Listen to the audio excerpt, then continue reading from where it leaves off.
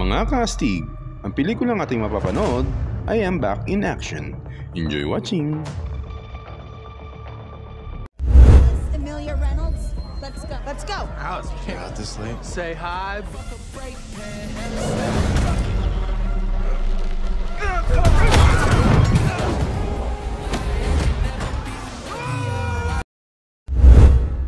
Nagsisimula ang pelikula sa pagpapakita sa dalawang spy na si Emily at si Matthew na kasalukuyang nagtatrabaho sa MI6.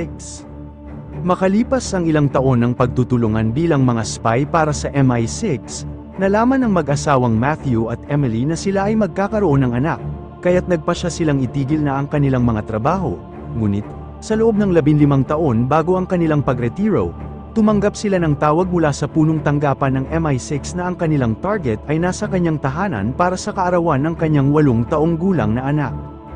Pagdating sa lokasyon, nagbihis ang dalawa bilang French couple at ginampanan ang papel bilang mga arm dealer.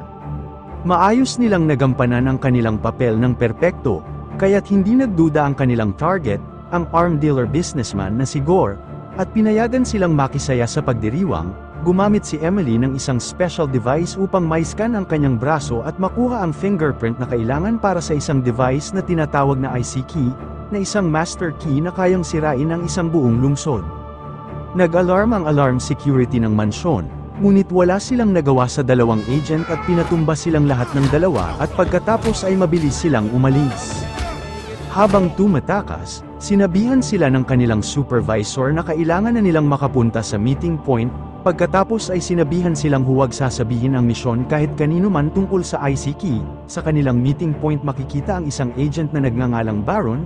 Siya ay admirer ni Emily ngunit hindi naman niya ito maamin kay Emily. Sa eroplano, inihayag ni Emily na siya ay buntis, at nag-aalala siya kay Matthew kaya hindi niya ito agad inamin.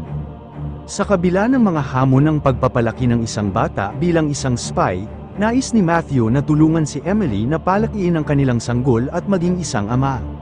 Sa isang pagkakataon, sinabi niya sa flight attendant na dalhan sila ng champagne. Hindi nagtagal, sinubukan ni Emily na gumamit ng banyo, ngunit sinabihan siya ng flight attendant na out of order ito, na nagdulot sa kanya na mapaisip at magduda.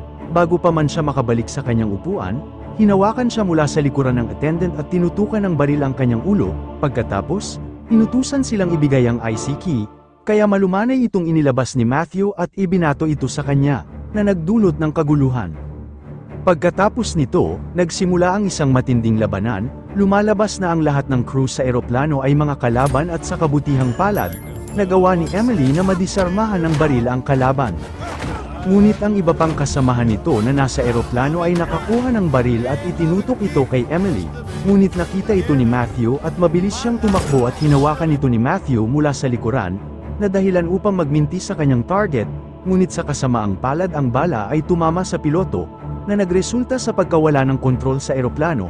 Nag-crash ito sa tuktok ng bundok, ngunit bago pa man ito bumagsak nakuha ng kalaban ang IC key at tuluyan na siyang nagpahulog sa eroplano. Nang ang eroplano ay nahati sa dalawa, mabilis kinuha ni Matthew ang nag-iisang parachute at ibinigay ito kay Emily. Nais niyang isakripisyo ang kanyang sarili, ngunit hindi nakinig si Emily at isinama niya si Matthew sa kanyang paglipad at nahulog sila sa mga bundok ng snow. Sa kanilang ligtas na landing, sinabi ni Matthew na hindi na nila kailangang magtrabaho bilang mga spy dahil inaasahan na nila ang isang bata at kailangan na nilang bumuo ng isang pamilya. Mula sa insidente ng pag-crash ng eroplano, naisip nila na ito ang isang magandang dahilan upang tumigil sa kanilang pagiging spy dahil siguradong iisipin na hindi na sila mabubuhay at ito na ang kanilang pagkakataon upang umalis sa kanilang kasalukuyang buhay at magsimula ng bago bilang isang pamilya. Lumipas ang 15 taon at ang mag-asawa ay namuhay bilang masayang pamilya na may 2 anak, sina Alice at Leo. Si Alice ay isang hard-headed teenager na minsang mahirap pakisamahan, ngunit siya ay matalino at alam kung kailan nagsisinungaling ang kanyang mga magulang, gaya na lamang tuwing nag-uusap ang kanyang mga magulang ng Russian, at sinasabihan silang nagsisinungaling tungkol sa kanilang totoong pagkakakilanlan. Isang araw, habang inahatid nila ang kanilang mga anak papunta sa eskwelahan, nagsabi si Emily na manunood sila ng isang pelikula pagkatapos ng kanilang klase, ngunit tumanggi si Alice na makasama dahil mayroon siyang study date kasama ang kanyang mga kaibigan. Sa paaralan, pinapanood ng mag-asawa si Alice kasama ang kanyang kasintahan habang hinahalikan siya nito at ginamit pa ang binoculars para mas malinaw na makita siya. Kaya tinawagan sila ni Alice at sinabihang nakakahiya ang kanilang ginagawa. Kinagabihan, si Emily ay nagrereklamo dahil sa labis na pag-aalala niya sa kanyang anak na babae. Ngunit nang marinig niya ang beep mula sa computer ni Alice, sinubukan niyang buksan ito at ginamit niya ang kanyang kakayahan upang makapag-login sa computer ng kanyang anak. Nakita ni Matthew na maaaring nagsisinungaling si Alice sa kanila, at nang makuha nila ang password, natuklasan nilang siya ay nasa isang club at hindi sa bahay ng kanyang kaibigan. Kaya pinuntahan nila siya sa club at sinabihan siyang umuwi na, ngunit sinabi ni Alice na masaya siya kasama ang iba pa niyang mga kaibigan. Lumalabas na nakapasok sila dahil gumamit sila ng mga peking ID. Pagkatapos, may biglang lumapit ng mga kalalakihan sa mag-asawa at sinabihan silang mga boomer. Sa gitna ng tensyon, hinawakan ni Emily ang leeg ng lalaki at iniuntog niya ito sa mesa at nagkaroon ng labanan. At napilitan na rin ang kanyang asawa na makisali sa labanan at binugbog nila ang lahat ng kanilang mga kaaway. Napansin ni Matthew na may nagre-record sa kanila kaya kinuha niya ang cellphone at sinira ito. Sa kabila ng lahat, nagtagumpay ang mag-asawa sa kanilang laban. Sa kanilang pag-uwi, pinagalitan nila ang kanilang anak dahil sa pagsisinungaling. Ngunit sinabihan sila ni Alice na mas nakakatakot ang kanyang nakita. Tinatanong sila kung paano nila natutunan ang kanilang husay sa pakikipaglaban. Kaya nagdahilan na lamang sila na sumali sila sa isang practice session upang maprotektahan ang kanilang mga anak. Ngunit hindi naniniwala si Alice kaya dumiretso siya sa kanyang kwarto at nagkulong. Samantala, habang patuloy na bumabalik sa mga alaala ng kanilang mga dating buhay bilang mga spy, sinisikap ni Matthew na manatiling kalmado sa pamamagitan ng pagpapaalala sa kanyang asawa na nagpasya silang iwanan ang kanilang dating buhay para sa kanilang pamilya. Pinipilit ni Matthew na maging magaan ang sitwasyon kaya sinubukan niyang isama ang kanyang asawa sa isang sparring upang kumalma ang kanilang nararamdaman. Habang sa itaas ng bahay, sinisisi ni Alice ang kanyang nakababatang kapatid dahil iniisip niya na ito ang nagbigay ng impormasyon tungkol sa kanilang pinuntahang club ng kanyang mga kaibigan. Itinanggi ni Leo ang kanyang pagkakasangkot, kahit na sa loob-loob nito ay masaya siya na ang ate niya ay grounded. Sa sumunod na araw, bumisita si Chuck sa kanilang bahay. Nagulat si Matthew nang makita siya at sinabi nitong natagpuan niya sila sa pamamagitan ng isang online video kung saan nakipaglaban sila sa ilang mga lalaki sa isang nightclub. Sinabi din niya na si Baron isa sa kanilang kasamahan ang nag-set up sa kanila kasama si Gore at hinahanap sila. Iniisip ni Chuck na nakompromiso ang kanilang tahanan at kailangan nilang makahanap ng ligtas na lugar. Hindi na niya natapos ang kanyang mga salita nang biglang may sniper na bumaril sa kanya. Sa mga sandaling yun, may ilang mersenaryo ang sumali sa labanan at nagpaputok sa kanila. Sa kabutihang palad, nasa paaralan ang mga bata at nakatakas sila mula sa mga pagpapaulan ng bala. Pagkatapos, mabilis silang sumakay sa kanilang sasakyan upang kunin ang kanilang mga anak sa paaralan habang iniiwasan ang mga sumusunod na kalaban sa kanila.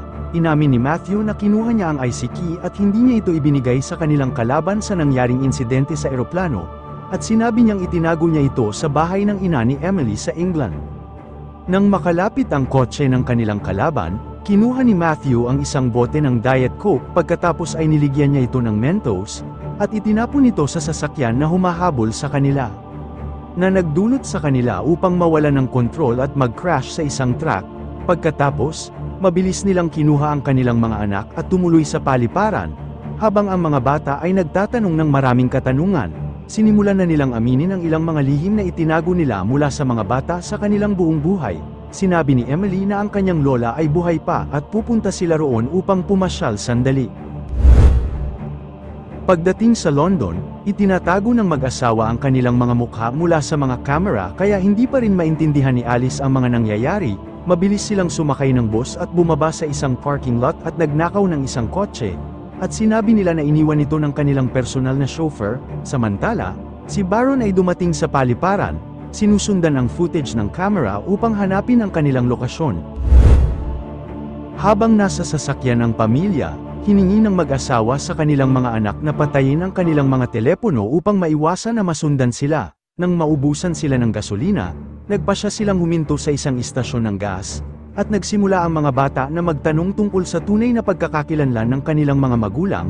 Nang tignan nila ang kanilang mga pasaporte, nagulat sila nang makita nila na iba ang mga pangalan.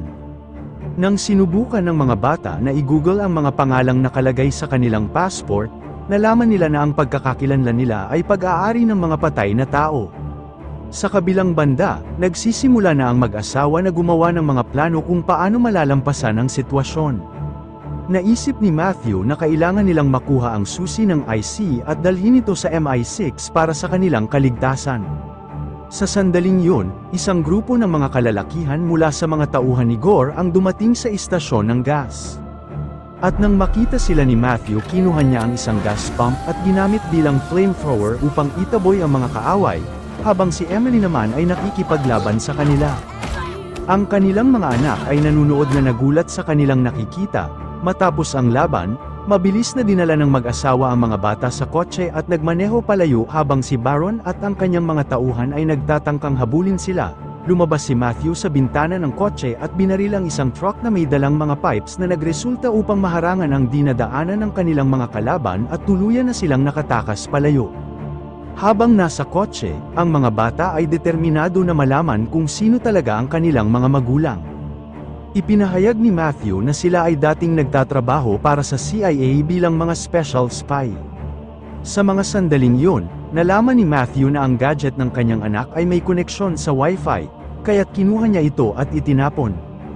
Pagkatapos, nang makarating na sila sa bahay ng magulang ni Emily, biglang may narinig silang putok ng baril, at nalaman nilang binaril ng matanda ang isang ibon. Nagkaroon ng mainit na argumento sa pagitan ni Emily at ng kanyang ina. Sa gitna ng pagtatalo, inaya ni Matthew ang dalawa sa loob ng bahay at pinakalma niya ang mga ito at sinabing gusto lang nilang makasama ang isa't isa. Hindi nagtagal, dumating ang isang lalaking nagngangalang Nigel. Siya ang bagong boyfriend ng ina ni Emily at naglakad siya upang batiin ang lahat at sinabihan niya ang mga bata na tawagin siyang lolo.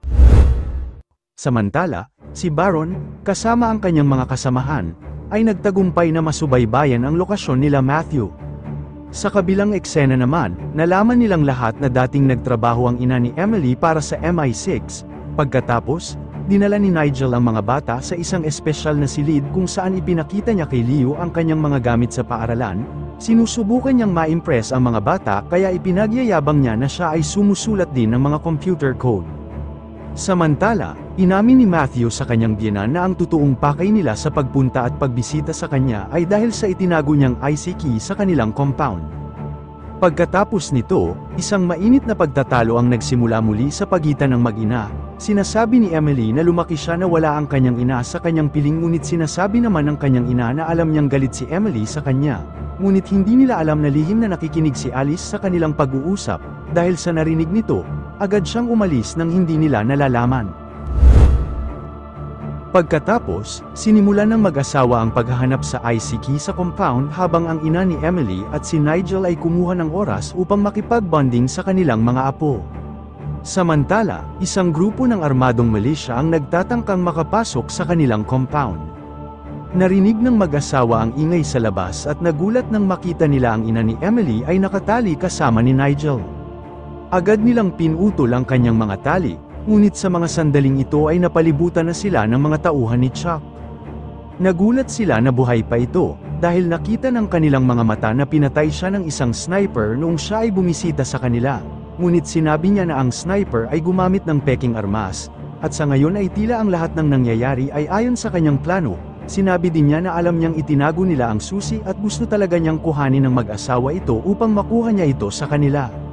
Matapos ang 15 taon ng kanilang pagkawala sa ahensya, sinisi siya sa pagkawala ng susi at siya ay natanggal sa trabaho at nawala sa kanya ang lahat. Ngayon, balak niyang ibenta ang susi sa black market upang makuha ang lahat. Samantala, isang grupo ng armadong lalaki ang nag-iimbestiga sa nanay ni Emily at kampanteng iniisip nila na nakatali pa rin siya. Sa kabila ng kanyang sitwasyon, nagawa niyang magtago sa paligid ng hindi napapansin ng mga kalaban. Hindi alam ng mga kalaban na nakakuha na siya ng sandata at isa-isa silang pinagbabaril ng tranquilizer. Pagkatapos, biglang may isang armadong lalaki na lumabas at nakipaglaban siya dito at nagkaroon ng kaguluhan. Mabilis na nadisarmahan ng mag-asawa ang ilang kalalakihan, Ngunit sinabi ni Chuck sa kanyang mga tauhan na dalhin ang mga bata bilang babala sa mag-asawa na huwag gumawa ng anumang bagay na ikakapahamak nila. Pagkatapos, may biglang pumalo sa kanila ng baril hanggang sa nawalan sila ng malay. Nang magising sila, mabilis nilang ininspect ang mga CCTV camera upang makahanap ng impormasyon. Salamat kay Leo, natuklasan nilang mayroon pa siyang thumbling GPS, na nagbigay daan sa kanila upang masundan ang lokasyon kung saan sila dinala. Lumalabas na sinusubukan ni Chuck na ibenta ang susi sa pinakamataas na bidder, dahil hindi pa nagbabayad si Gore para mabawi ito. Nagpadala si Gore ng kanyang mga tauhan upang makuha ito, at nagsimula si Chuck na ipakita ang mga kakayahan ng susi. Sa tulong ng kanyang computer genius, nagawa niyang manipulahin ang power supply sa buong lungsod sa pamamagitan lamang ng ilang pindot. Nakita ito ng mga opisyal ng Naval, at nagsimula ang mga mamimili na magbid para dito. Samantala, sina Emily at Matthew ay nasa kaparehong building upang bawiin ang kanilang mga anak. Ngunit nang papunta na sila sa lokasyon ng bidding, nakasalubong nila ang mga guards kaya kailangan nilang talunin ito. Pagkatapos ay nagsimula na ang matinding labanan sa pagitan nila at ng mga guards. Bumalik ang eksena kay Chuck, nagtapos ang bidding at ang susi ay naibenta sa halagang $250 million. Pagkatapos, nakapasok si Baron sa gusali at inihayag sa mag-asawa na alam nilang si Chuck ang nasa likod ng lahat ng ito at nais nilang dalhin siya sa kustodiya, ngunit kailangan nilang magtulungan upang mahanap si Chuck at huliin. Nang mahanap nila si Chuck, mabilis itong tumakbo palabas ng gusali, kaya hinabol siya ng mag-asawa. Habang tumatakbo palayo, tumawag si Chuck sa kanyang mga tauhan at sinabihan silang dalhin ang mga bata sa bangka. Sa kanilang paghabol, bigla nilang nakasalubong ang mga tauhan ni Gore, pagkatapos ay tinutukan sila ng baril at hinihingi sa kanila ang susi, ngunit sinabi ng mag-asawa na malinaw na wala silang hawak na susi. Sa mga sandaling yun, biglang may sniper na nagparamdam at pinatamaan ng laser ang ulo ng isa sa kanilang kalaban. Hindi nagtagal na laman nilang ang sniper ay walang iba kundi ang ina ni Emily na isang dating MI6. Pagkatapos, sumuko ang mga tauhan ni Gore at kinuha nila ang kanilang mga motorcycle upang habulin si Chuck, na nagmamaneho ng speedboat kasama ang mga bata. Samantala, ang ilan sa mga tauhan ni Gore ay nakatanggap ng tawag sa kanilang boss upang patakasan sila, kaya isa pang grupo ng mga kalaban ang lumitaw na humahabol sa mag-asawa upang ma-divert ang focus nila. At sa isang mabilis na pagliko, sumalpok ang mga rider sa isang dumpster habang itinulak naman ni Emily ang isa sa mga humahabol sa isang platform, na nagdulot sa kanya upang mag-crash.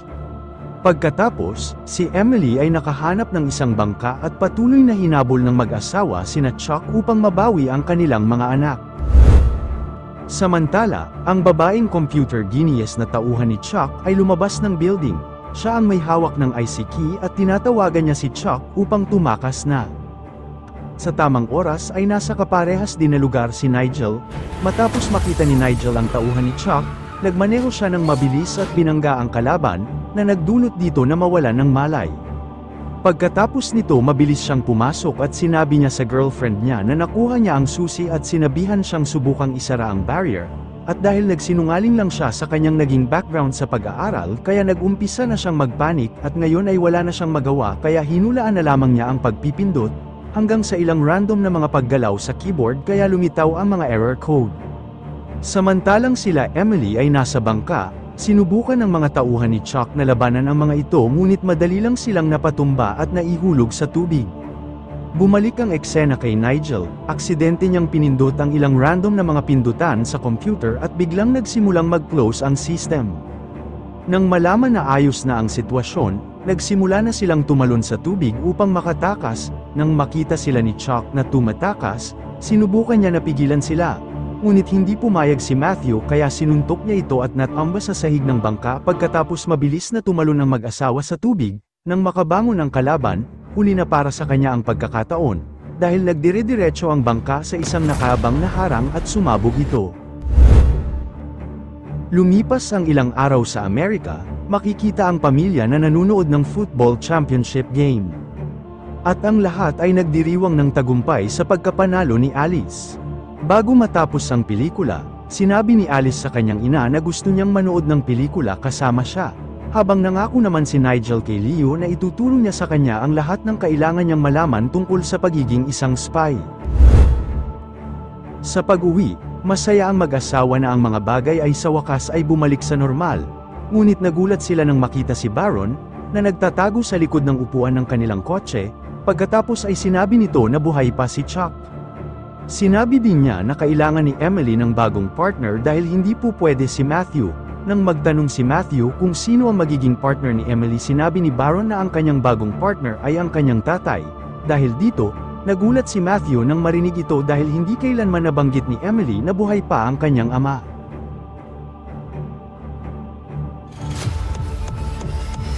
Mga kastig, kung nagustuhan ninyo ang inyong napanood, maaari ba akong humingi ng like? Paki-follow and subscribe na rin para updated kayo sa mga gagawin pang mga videos. Salamat!